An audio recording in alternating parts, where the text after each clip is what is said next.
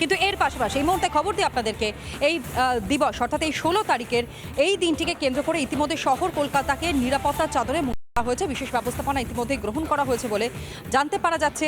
বিজয় দিবস উপলক্ষেই কলকাতায় আঁটোসাঁটো করা হয়েছে নিরাপত্তা, যেখানে নিরাপত্তা বাড়ানো হয়েছে বলেই জানতে হয়েছে। এছাড়াও আরও একাধিক এলাকায় টহলদারি ইতিমধ্যে শুরু হয়ে গিয়েছে বলেও খবর পাওয়া যাচ্ছে। সৈকত আমাদের প্রতিনিধি এই মুহূর্তে আমাদের সঙ্গে রয়েছে, বিষয়ে আরও বিস্তারিত জানবার চেষ্টা করবো। সৈকত, ঠিক কোন কোন জায়গাগুলোকেই মূলত নজরদারি বাড়ানো হয়েছে বলে এখনো পর্যন্ত খবর পাওয়া যাচ্ছে?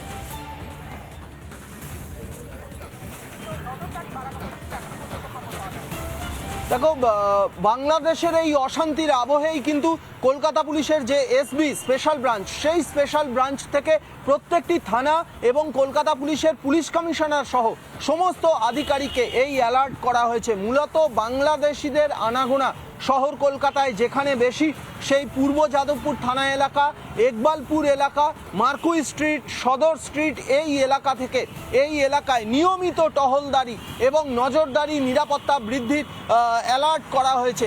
এর পাশাপাশি কলকাতা শহরে থাকা বিভিন্ন দেশের যে কনসুলেটগুলি আছে, সেই কনসুলেটগুলির বাইরে নিরাপত্তা বৃদ্ধি করার পরামর্শ দেওয়া হয়েছে বা অ্যালার্ট এসছে। এবং খুব সিগনিফিক্যান্টলি আগামী 16ই ডিসেম্বর প্রতি বছরের মতো যে বিজয় দিবস পালন হবে ফোর্ট উইলিয়ামের ভিতরে, সেই ফোর্ট উইলিয়ামের ভিতরে বিজয় দিবসকে কেন্দ্র করে একটা জনসমাগম হবে।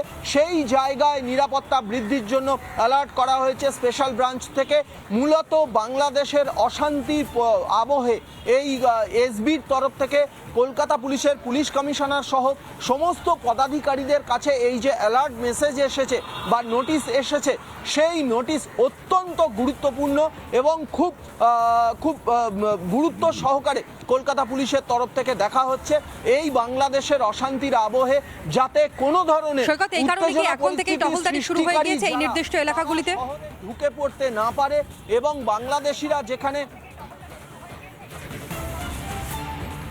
দেখো, গতকালকে এই নির্দেশ এসেছে এবং আজকে সকাল থেকে এই নির্দিষ্ট এলাকাগুলি অর্থাৎ মার্কুই স্ট্রিট, সদর স্ট্রিট, ইকবালপুর এবং পঞ্চশায়র থানা এলাকায় ইতিমধ্যেই কিন্তু রেগুলার পেট্রোলিং বা পেট্রোলিংয়ের পরিমাণ আরও বৃদ্ধি করা হয়েছে, আরও বাড়ানো হয়েছে।